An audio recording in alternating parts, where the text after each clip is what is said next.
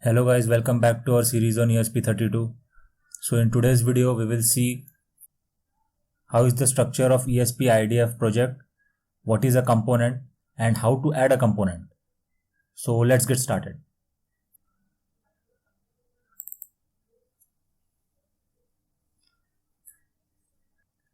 Now let's create a blank project here.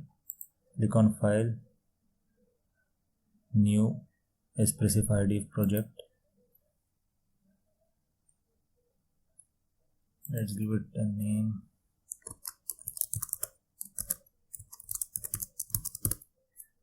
Adding component. Click on Next. So here we will not select any of the example project or template. Just click on Finish. So a blank project is created here.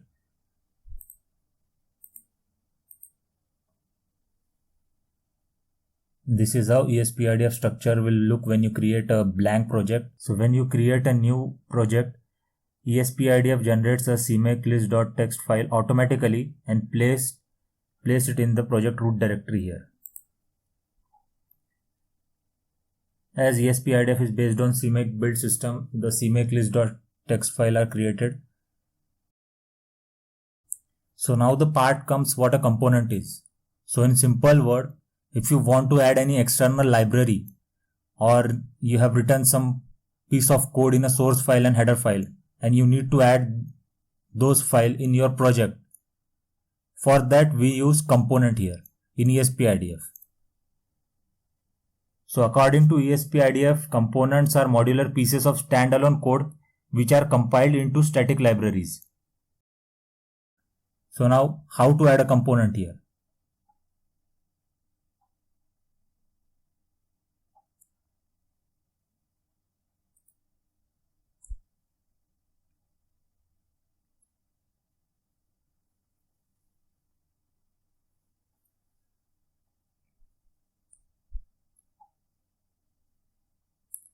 Go to Files, New, Espressif IDF component. Click here. Component name. So you can give any name here. Your folder name of your component will be this name. So let's give it as component 1. Now here we need to select the project for which project we need to create this component. Let's select the project and click on Finish.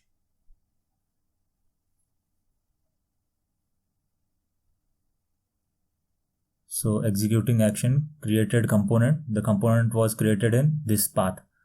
Okay. So let's see here. So component is created with the folder name component1. A source file is created here and a header file is also created here. So you can rename this file. Both the files can be renamed. Along with that, a CMake list.txt file is also created. So let's open this. What is inside this file? So here IDF component register. This is a command CMake for CMake where source is component1.c. include directories are included. So if we remove this component1.c from here, if we remove this, our component1.c file will not be built and whatever content are inside our this file, source file, will not be executed. We'll just undo this. So for testing purpose, let's write a print statement here.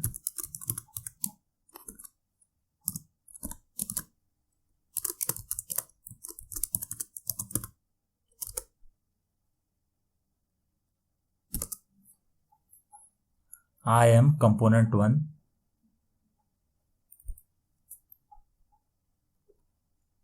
Let's change this function name to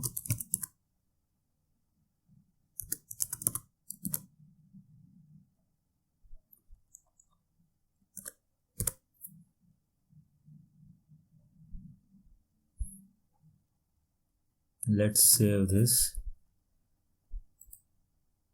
Now let's go to our main.c. So while true, we will just print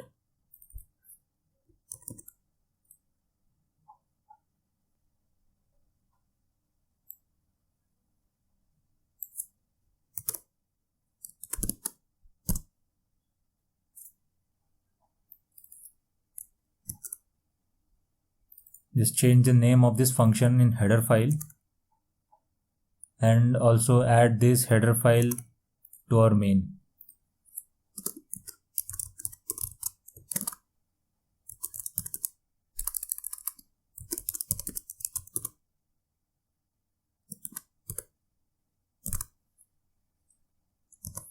Now let's build it.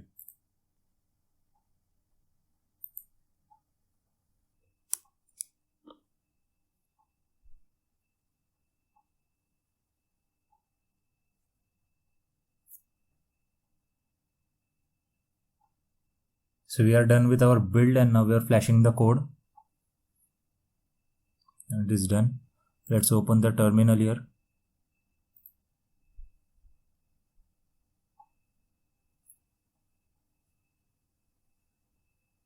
So we have not introduced a delay, so it is printing continuously. So here we will see 4 different scenarios on how to add a component. This was the first one. Now let's move to the second one. Now let's add one more component here. The same way.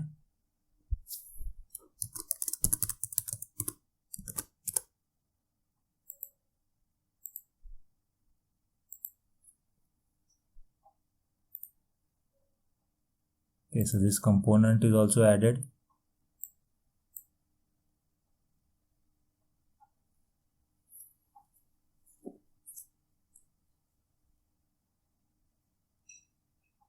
Here also we will create a function component 2, same as we have done here.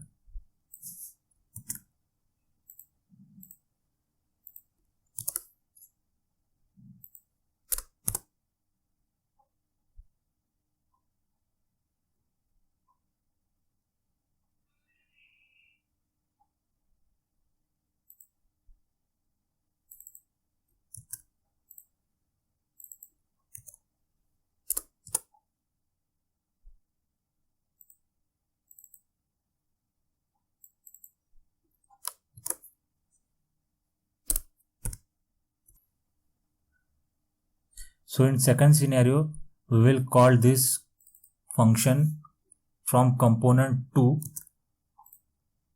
here in this function component 1.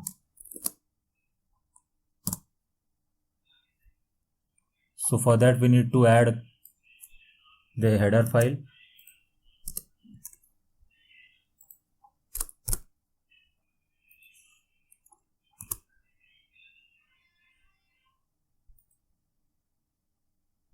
Now here we need to do one additional thing.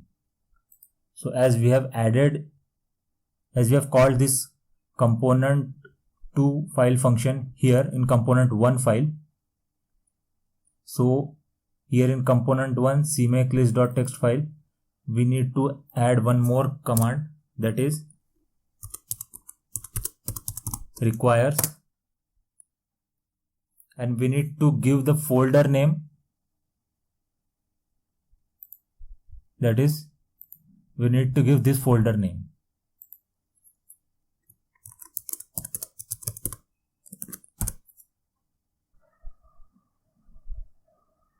All the file written in component 2 will be recognized by this component 1 and you can add the file. If you don't write this component 2 here, if you don't mention this, it will give you a compilation error while building the code.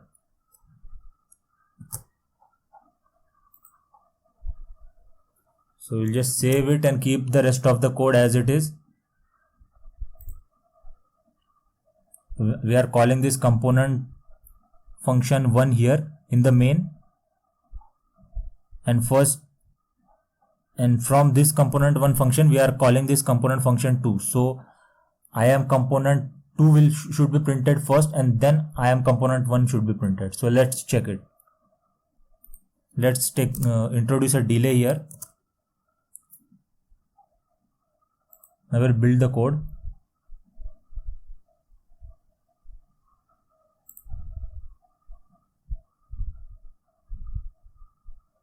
The build is completed. Now let's flash the code.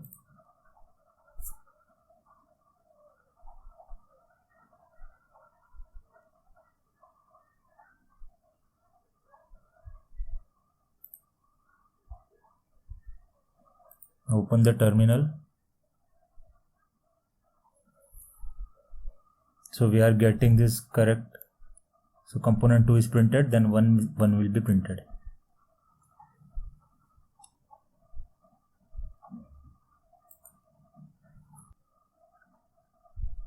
So now let's see the third scenario. For this, just delete this component.2.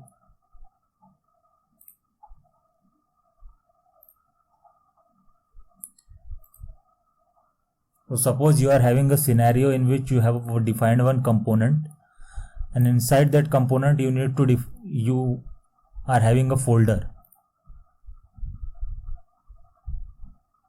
Suppose just we are adding the folder here, giving folder name as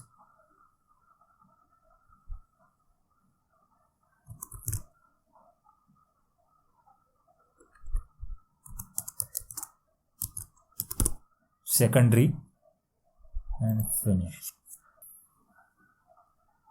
So inside this, suppose we are having any source file. So let's create a source file here.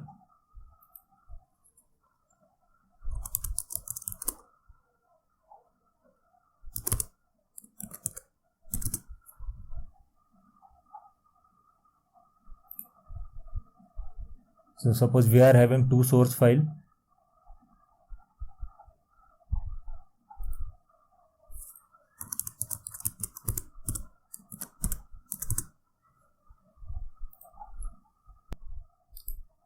The header files are also included in this secondary folder.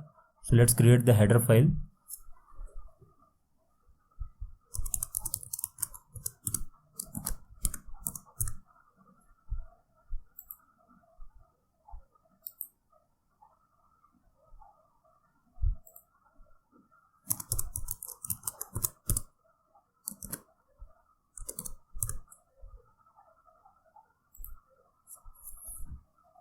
Okay, suppose this is the scenario.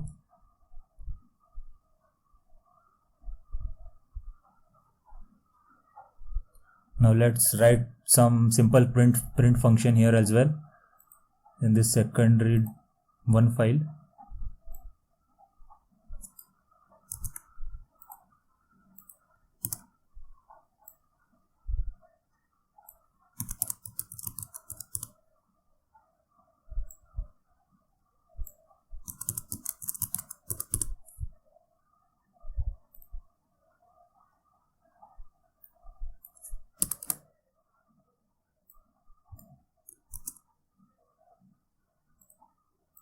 Similarly, we'll write some print function here in secondary 2 file just for our testing.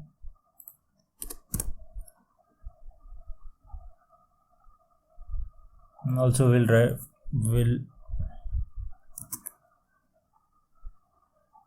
will define this function in our header file.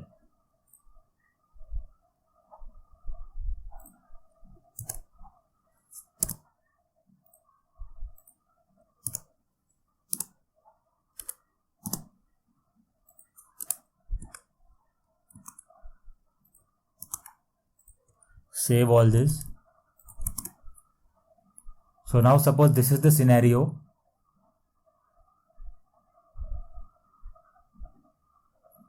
And we are calling this secondary one function here from component function one file. In here we are calling this function. Similarly, this secondary 2 function is also called from here only.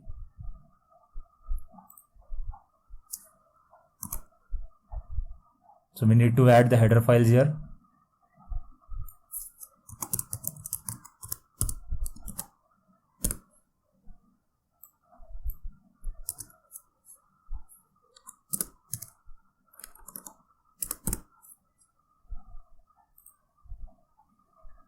Suppose this is the scenario you came across. So now what changes are to be made in the CMake list file? Component 1 CMake list.txt. We need to make the following changes. First, we need to add a command, that is file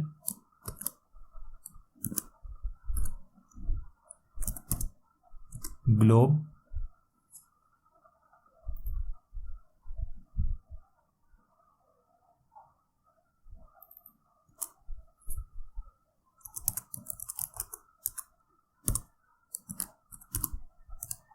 this you can give any name, as we are doing dereferencing here, and here we need to define path where it is. So it is in secondary. All the source files are in secondary.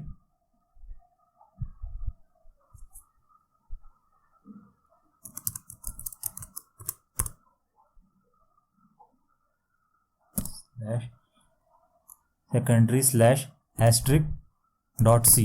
So all the source file that are mentioned in secondary folder will be added.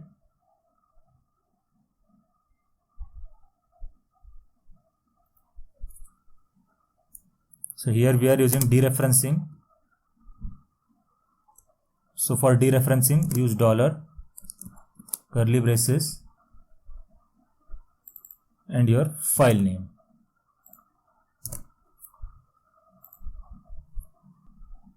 So in component 1, we are having header files in two different directories. One is include and one is secondary. So we need to add this secondary directory.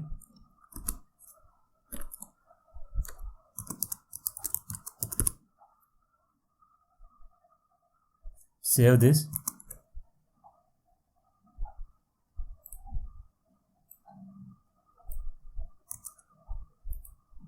Need to add this header as we are using printf function here.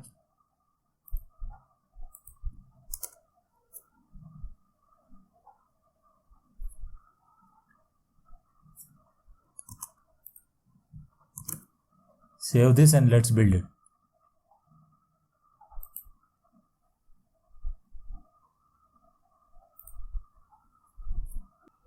Let's fetch the code.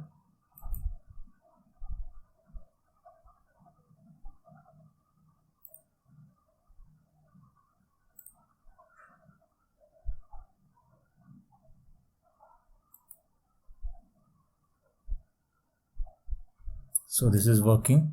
So secondary 1 will be printing, 2 will be printing, then component 1 will be printing.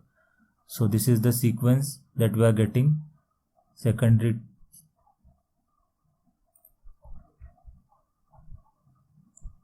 1, secondary 2 and component 1. So this was our third scenario. We will see the fourth scenario in our next video, where we will be adding